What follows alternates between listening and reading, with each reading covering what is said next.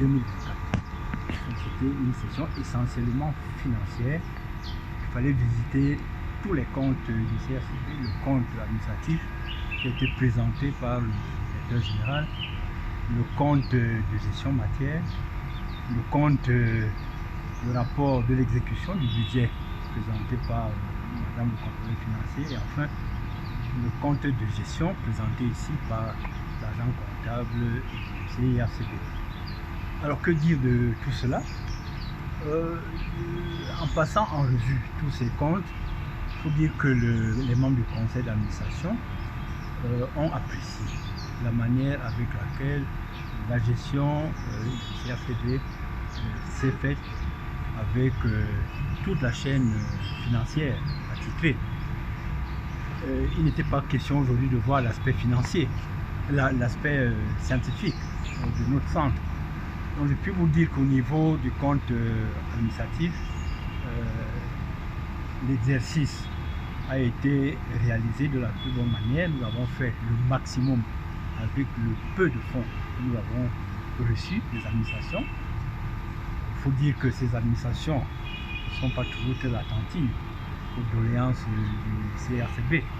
Nous avons cette chance d'être appuyés par la tutelle financière, le ministère des Finances, qui a rempli son rôle en 2024, et également nos partenaires qui nous donnent leurs fonds extérieurs.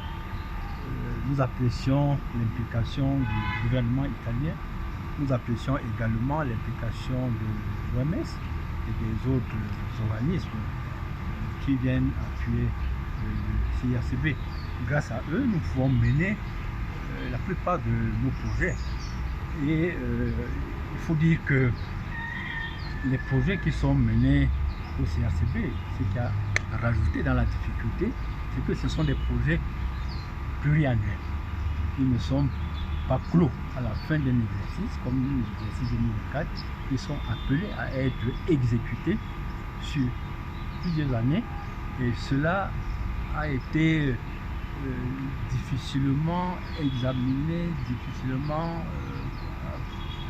pris en compte par nos services financiers, et à ce sujet, le conseil d'administration a demandé, il y a même plus une résolution là-dessus, a demandé que ces projets qui proviennent des financements extérieurs soient gérés conformément au texte de la République, mais également en tenant fortement compte de ceux qui ont eu cette amabilité de nous donner des fonds. Donc que ces projets soient gérés conformément également aux règles dictées par ces donateurs. Donc, pour tout dire, à la fin, nous avons souhaité fortement que les administrations contributrices au budget du CRCB honorent leurs engagements, celui d'appuyer le budget du CRCB en termes d'investissement et en termes de fonctionnement.